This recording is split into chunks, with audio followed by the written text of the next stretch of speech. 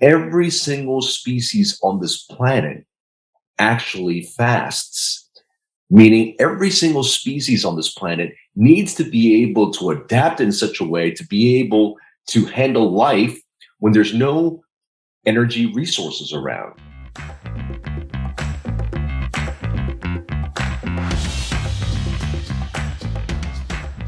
Hi, and welcome back to yet another episode of the Thrive State podcast.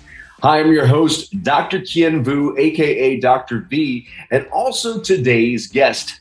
Today, we'll be going into the concept and ideas for fasting. That's right. This is actually something every single living organism, whether it be plant or animal, whether it be one cell or multi-cells, every single species on this planet actually fasts, meaning every single species on this planet needs to be able to adapt in such a way to be able to handle life when there's no energy resources around.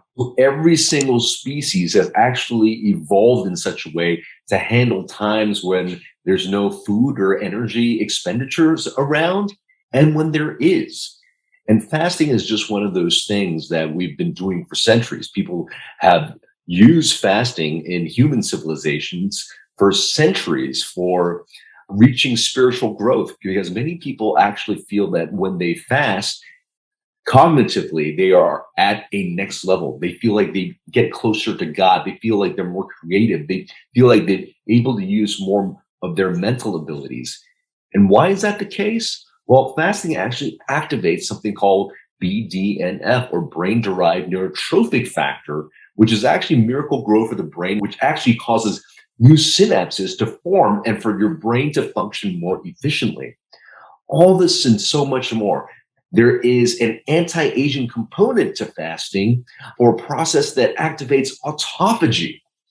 All this we're going to talk about on today's podcast as to the importance of fasting, all this and more when we talk about basically all aspects of fasting, its evolution in history, its evolution in human civilization, its benefits for maintaining optimal health, weight, longevity, and peak performance.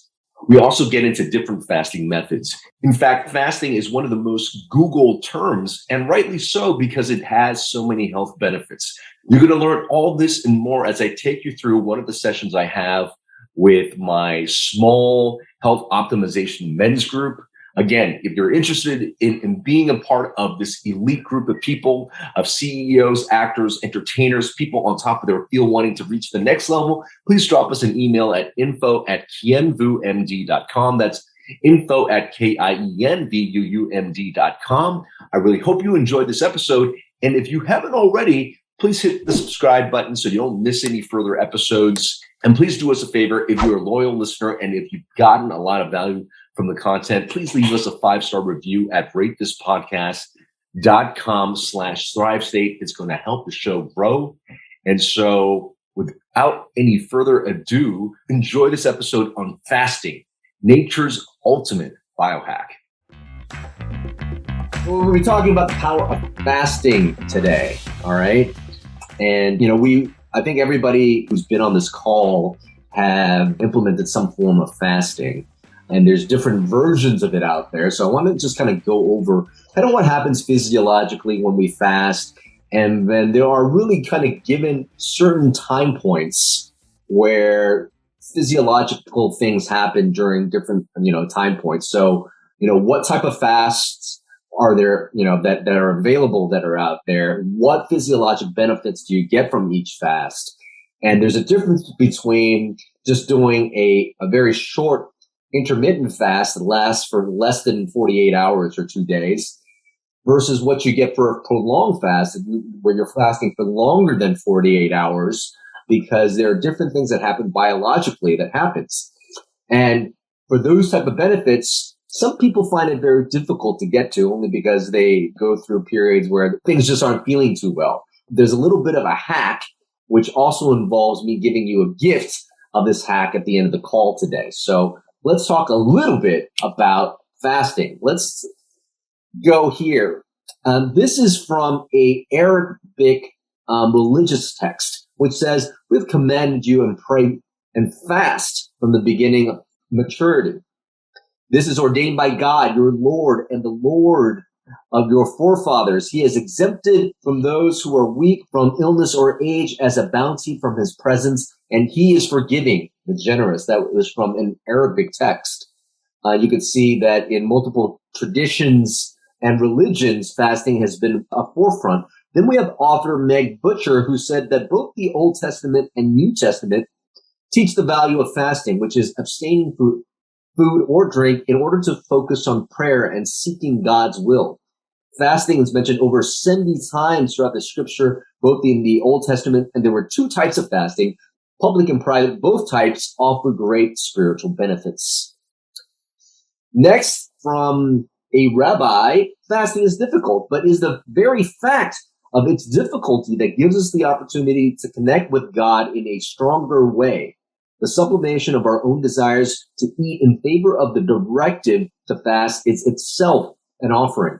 In addition, harnessing the emptiness that fasting engenders to bring a deeper level of repentance, along with the sacrifice that we could offer to God, which makes fasting a precious opportunity for connecting ourselves with God's will.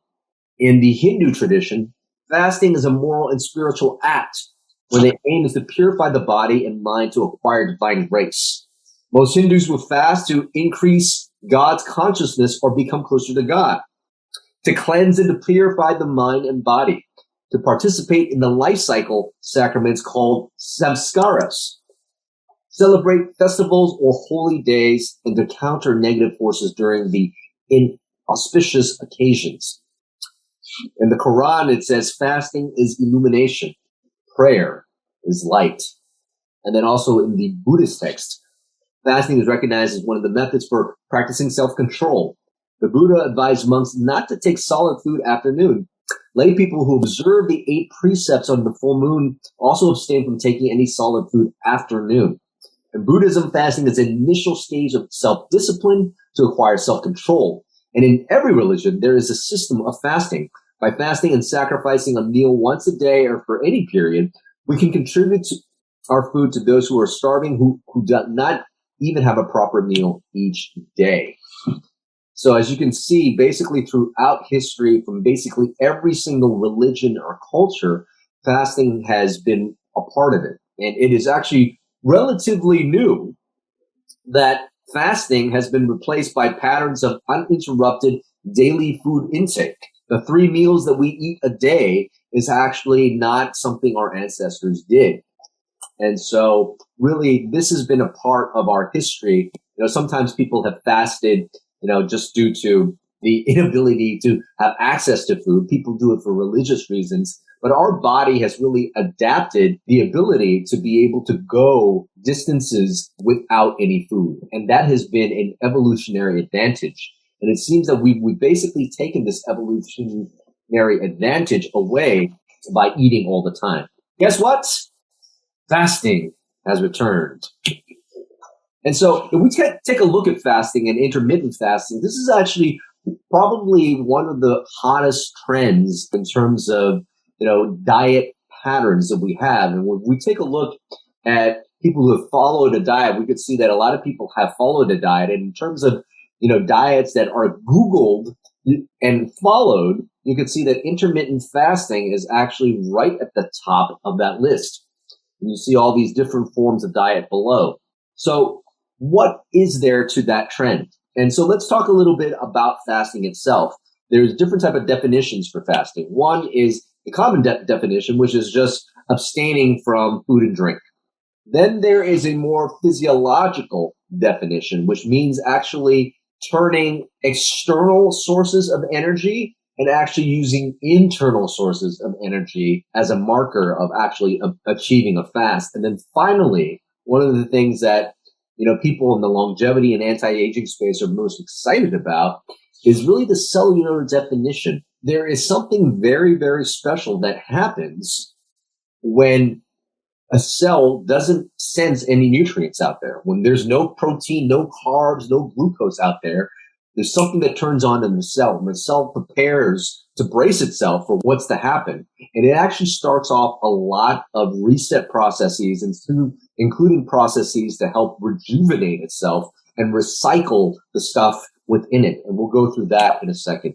So 3 definitions of fasting. Now, not all fasting is the same. We've got fasting, like I mentioned earlier before, fasting that lasts less than 48 hours, and then fasting beyond 48 hours. We could see this is very, very popular. I follow this time-restricted eating, where you have a 16-8 pattern of eating, or a circadian, which is more 12 and 12. Or you can eat Monday through Friday, take the weekend off. That's the 5-2 pattern. Or you can do an alternate day eating, but you'll notice you're not going without food no longer than 12 to 24 hours in this intermittent fast. Okay. Now you do get some good benefits from eating this way. We'll go through what those benefits are when we go through what exactly happens to your body hour by hour when you withstand food. Then there's this different one, prolonged fasting, fasting for longer than 48 days. And people have been able to do it with just water only. Well, what exactly happens? And what is the science behind what's called a fasting mimicking diet? Can you turn on that cellular definition of fasting where the cell isn't really sensing any nutrients and starts that reset process? Can you do that with what's called this fasting mimicking diet? We'll go over that in a second. So basically, hour by hour, what exactly is happening when you stop eating? Well, in 48 hours, your blood glucose levels fall and you're not making any insulin. So that is actually really, really good. So this is why using time-restricted eating or the intermittent fasting is great for weight loss. And it's also great for metabolic flexibility, which really kind of kicks in at 14 to 16 hours. But you can see at 12 hours, growth hormone increases. Well, what's good about growth hormone? Growth hormone is basically our endogenous anti-aging hormone. It makes our skin better, makes us have our muscles, keeps the fat off our bodies. It revs up our immune system. Growth hormone, it works wonders. And certainly some of you guys are on peptides to help increase growth hormone in your body. Now, at 14 to 16 hours, what will then happen is ketosis will start to happen. Because no food is coming in, your body has to make some sort of fuel. So a few things happen. You've got glycogen breakdown from your muscles. So glycogen is basically sugar stores that get stored up in your liver and your muscles. Now, without any food, that gets eaten up and that gets dumped into the bloodstream. Your liver also goes through a process called gluconeogenesis, where your liver is making more sugars to supply it. But when you get to 14 to 16 hours, all those sugar type stores are starting to deplete, and your body needs to find another fuel source. Well, guess where it's going to find that fuel source? Mainly from fat tissue. And here's the good part. It's mainly from visceral fat. So if you have some visceral fat around your body, which is very, very inflammatory, it preferentially goes to those fat cells to cause ketosis. So basically, ketosis is the breakdown of fatty acids into ketone bodies. And ketone bodies is actually a very clean source of fuel, both for the brain and the heart, etc. You'll also notice that there's a further increase in growth hormone. But right around that 14 to 16 hours, that's the beauty. What we have, what our ancestors had, is this thing called metabolic flexibility, meaning you could use fuel sources from multiple different sources, including from fats, including from glucose and carbs as well. In the modern day century, where more processed foods and more sugar, people are just used to using sugar and carbs for fuel, and they've lost the ability to use fat from fuel. And that flexibility is super important, because when you lose that, that's when you have more insulin resistance, more diabetes happening, and also more inflammation in the body. Now, at 18 hours, you can see that process is driven. Now, on the left-hand side there, is basically everything you have prior to 24 hours. So, you get that when you're doing the intermittent fast or the time-restricted eating. As we start to prolong now, really, it takes about 24 hours to reach autophagy. And autophagy is actually the the main concept of what this cellular renewal process is. We'll dive into that more in the next couple of slides. But, a Japanese scientist actually won the Nobel Prize for discovering autophagy. And you can see that this process of autophagy actually increases at 36 and 48 hours. And really at the end of 5 days, that's really when the autophagy peaks. And it was right around this time where you get a complete reset in your immune system as well, and a decrease in inflammation. So you could see this reduction in inflammation, this reset of the immune system, and autophagy only happens during prolonged fasts. So I'm going to take this in a more linear fashion here, which is basically everything that I've just stated before. You get the benefits of weight loss, and you get the benefits of the metabolic flexibility when you basically skip a meal or when you're doing time restricted eating. And you also, you got that HGH, you get that anti-aging hormone there. What you don't get is you don't get the autophagy, you don't get the cellular regeneration and the drop in inflammation, because these things happen during longer fasts. And so there are problems with people, doing longer fasts. Some people just can't take it. The hunger is too great. Some people get very dehydrated because when you're not eating, you actually don't have electrolytes. And when you don't have electrolytes, basically you're actually, peeing a lot, and you can get very dehydrated. Some people have headaches. Some people just have a really depressed mood. So just having that water fast can be very, very difficult for some people. I don't know if any of you have tried a water fast only for 48 hours. Of the people here, I would think maybe Robert, potentially David, has tried it. I've done a few actually called the Luna Fest. There's 2 girls here in Miami that do it. I did 4 days of water fast and then 1 day of dry fast. So it was 5 days in total. Why don't you tell the group about that experience? I mean, you're probably more healthy than a lot of other. Yeah, no, I did it several times. I will start by saying because it was in a group, setting. So and most of them were women, like most of this work. Yeah, there are people that really struggle with not eating. I don't really have that. I in fact I have to set my intermittent fast. I have to set my clock because otherwise I don't even eat until 4 p.m. I set it at 1 p.m. So the fasting wasn't a huge challenge for me. A little gross, but what I was really surprised at is that, even 3 days in, you're still shitting. Like, I was like, that's going to stop after a day or something, but there is some kind of clear-mindedness that comes from it. Absolutely. If you can get past the notion that you're hungry. But if you drink water, and I used a lot of lemon in my water, so that was actually the only thing really I did use, because it's alkalines, it's an alkaline drink, and it's actually really renewing at the end of the day. Now, the dry fast, I probably could have done another day, but the dry fast is a different level. I mean, that's definitely when you're not drinking anything, not even brushing your teeth, right? I mean, really strict. Yeah. Because if you drink a lot of water, which most of us probably do, it becomes very habitual to always have water around. Mm-hmm. And so you have to basically every time, tell yourself, nope, can't drink. But I thought it was great. I actually was talking today with someone that fasts every Sunday. Mm-hmm. So he stops eating Saturday night, and then he goes till Monday, whenever his day. And I'm seriously thinking maybe giving that a go, because I really enjoy what it does to my body. I mean, the clarity, the clarity. Oh, yeah. So, I highly recommend it to anybody. This episode of the Thrive State podcast is brought to you by the Thrive State Accelerator.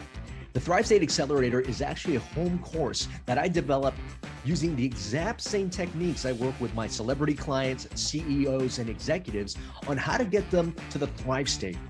The Thrive State Accelerator teaches you how to master your 7 bioenergetic elements. That's sleep, nutrition, movement, stress and emotional mastery, relationships, our thoughts and mindset, as well as purpose. In this Thrive State Accelerator, you're also going to get a bonus module on optimization. That's how I talk about supplementation, peptides, all the optimization techniques I use with my clients to get them to the Thrive state. Now, for some of you who are just joining us for the first time, you guys might be wondering, what is the Thrive state? Well, the Thrive state is actually the energy, the epigenetic environment we give to our cells, telling our DNA how to act and how to respond. And if we want optimal health, longevity, and peak performance, if we can master these 7 bioenergetic elements, our ability to have those 3 things that we just said, optimal health, longevity, and peak performance, is at its greatest. And it also prevents you from getting chronic symptoms like brain fog, being overweight, feeling sluggish, acne, pain, all these chronic symptoms, as well as preventing you from getting chronic disease. So getting to that Thrive state is really getting to that state to master being that very best version of yourself so you could show up for you, for your family, for your business, everything that's important to you. So go ahead, check it out right now at kienvuu.com/accelerator and use coupon code podcast25 for 25% off. Now back to the podcast. Yeah. So for some people who aren't used to fasting, it could be very difficult. There is some research out of USC by a professor named Walter Longo, who's basically studied fasting. And he basically studied, well, what mechanisms get turned on and which mechanisms get turned off with fasting? And are there ways of usurping and hijacking those mechanisms? So let's talk a little bit about it here, actually. So, basically the body senses nutrients. When the body senses protein, when the body senses carbohydrates and sugar, it basically turns on these pathways called mTOR, for example. mTOR actually is a sugar and protein sensing pathway. IGF-1 gets increased. It's also, what gets released with growth hormone. This drops down, when you don't eat, which is why your body pumps out more growth hormone when you don't eat as well. So you've got all these different pathways here that get activated with eating stuff. And you can see that when you have protein, sugars, and carbs, you basically activate all these things that turn on. Now, if they're on constantly, what they found is it leads to cellular aging and growth, and you never really turn off this process called autophagy. However, if you're able to limit these things, right? If you limit it completely, you basically shut off that pathway. And again, you start the stress resistance. And what is happening there? We mentioned before, a drop in inflammation, a reset of your immune system, this process called autophagy, we still haven't talked about yet, which I promise I will. And finally, what is autophagy? Well, autophagy is just a way of the body to clean house. Basically over time, a cell can build, and, a cell is going to create lots of different proteins, lots of different molecules, and it will actually stay within the house of the cell. Now, you can imagine, your house, if all you did was accumulate stuff and you never cleaned house, your house would be, very inefficient and have a lot of junk in it. And that can basically lead to, eventually, what they call a senescent cell, where a cell just doesn't really function anymore because it's so old and it's got a lot of junk in it. So the process of autophagy actually just cleans up all the crap in that cell, or cleans up the crap in your house. So it replenishes that. And that is, again, the Nobel Prize was given for the person that found autophagy. And this is really our body cleans different pathogens that enter our body. We've got these things called lysosomes that basically gobble up protein, debris, viruses, bacteria, and they would basically hydrolyze them, or basically digest them in these things called lysosomes. And then those things, are now available. That energy is now available to be used in more productive ways. And this is only occurring prolonged fast. So we know that it takes about 24 hours for autophagy to really kick in. And so if you can imagine, when autophagy kicks in, there's certain sensors in the body. There's like some threshold, that the body will say, okay, well, this is really the stress response. We need to turn it on. Now, the standard American diet, or the Western diet, where we're constantly eating, basically tells us that we are completely full, right? And so, there's really no need to wear anything out, because we've got all this nutrients. Let's create more proteins. Let's create more junk. This is all the building phase, which is why eating all the time is known to have aging effects. by activating the mTOR pathway. Then you've got fasting. Well, if you fast completely where you are sensing nothing, that's when we do know that there's autophagy happening. But one of the things that the USC people and the Walter Longlows have discovered is that there's actually a threshold that is met. So you don't actually have to reach zero to actually turn on the same pathways. So what exactly is that threshold? And if you reach the threshold here by maybe having very minimal amount of nutrients, you could actually feed yourself and still have the cellular reset type processes that we have.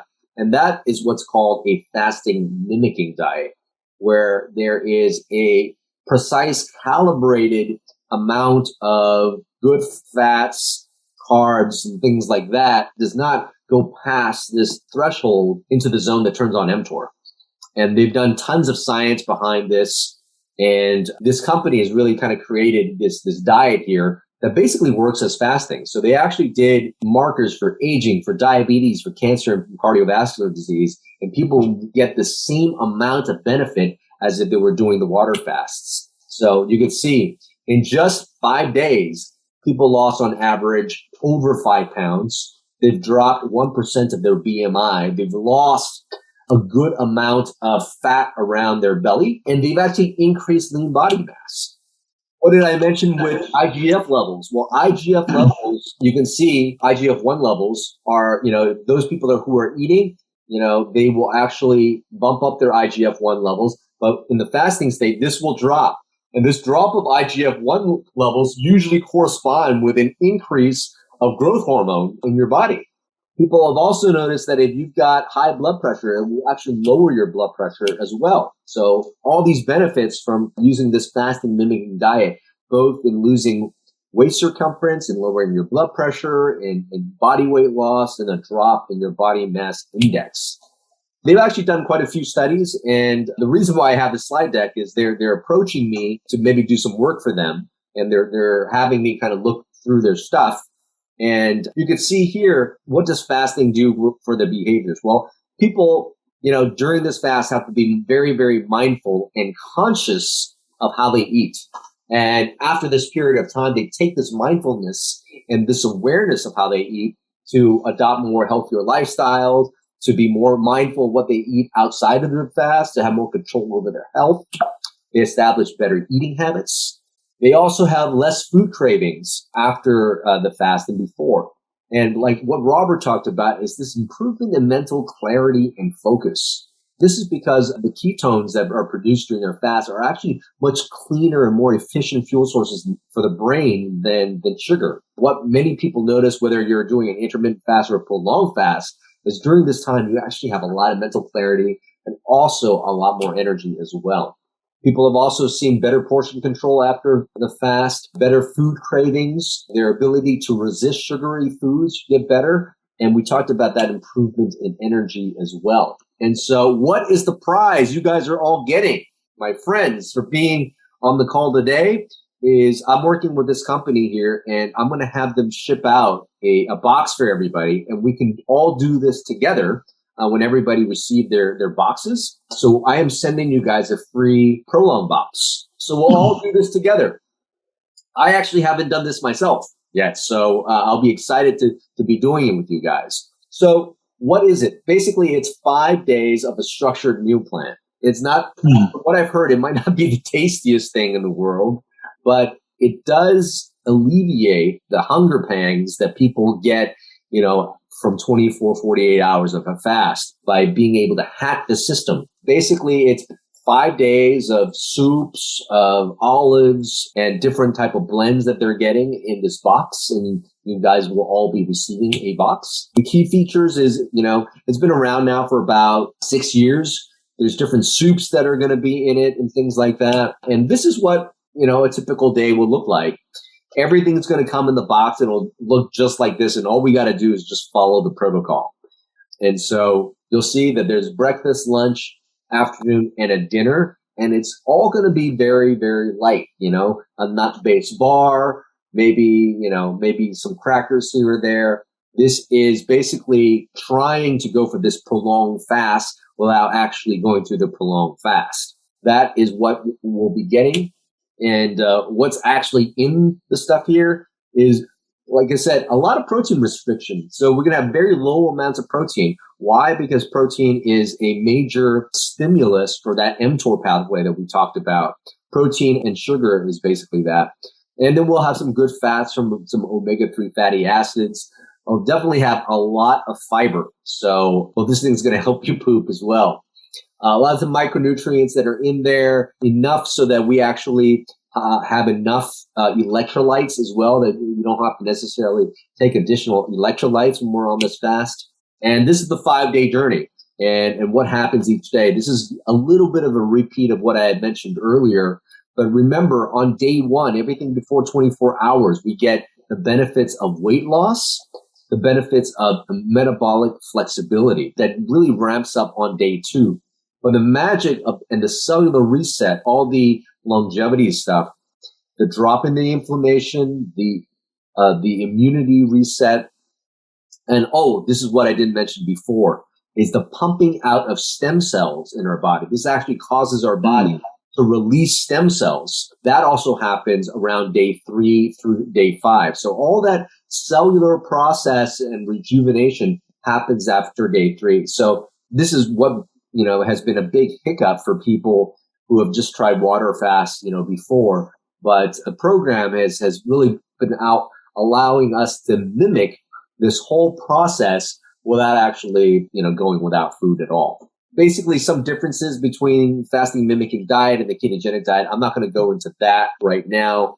Whenever we break a fast, we should always just be a little bit mindful. You don't want to go from 5 days of fasting and then having a huge steak dinner the next day. Body has to adjust. So this is a way for them to sell more stuff, I suppose, but they've got a transition day. I just say, just take it easy. Make sure you ramp back up slowly.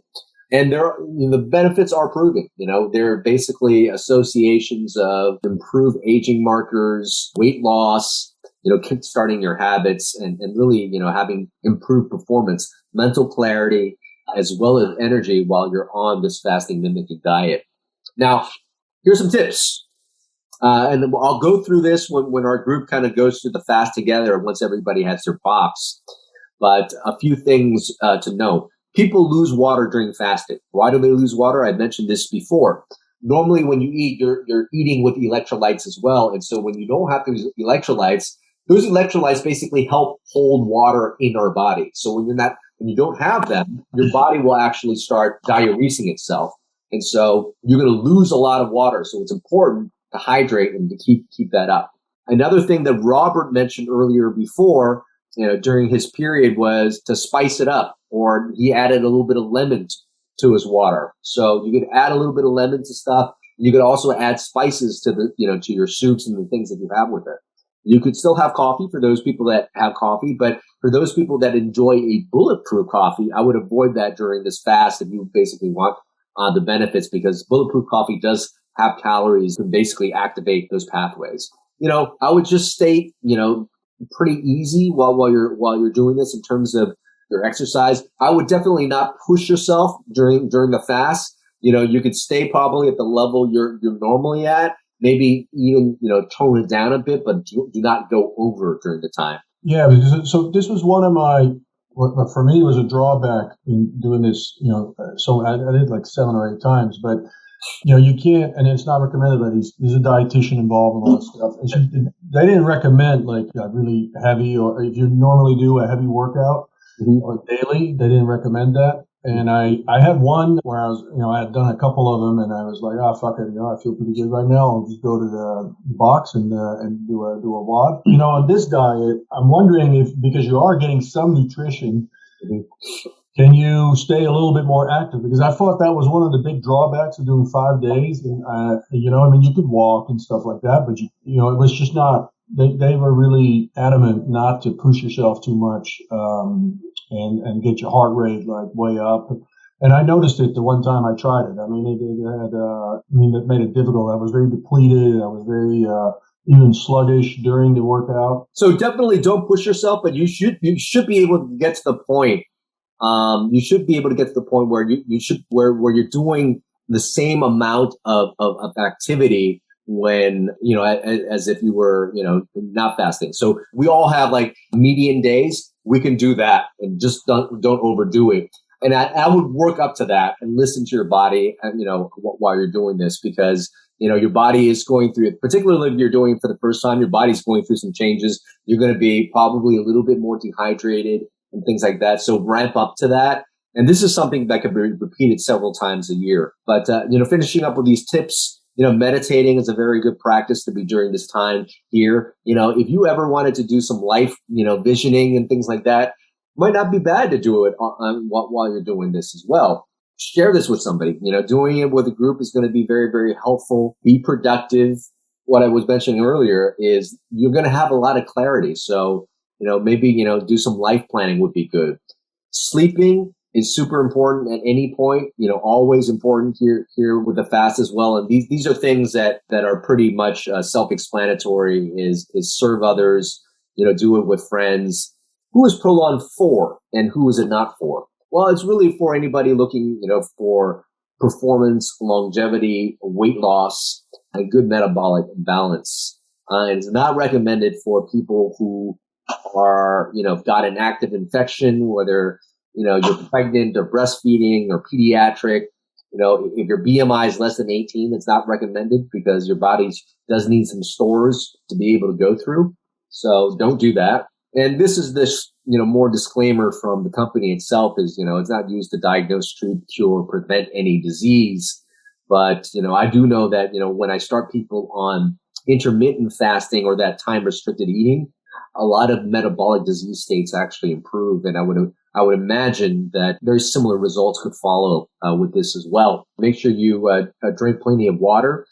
And during the nature of the fast, the fatigue, the headache, the dizziness, the difficulty, concentration, those are there. And really doing this mimicking diet, it is much more alleviated when you are able to have something in you rather than doing a water, only fast.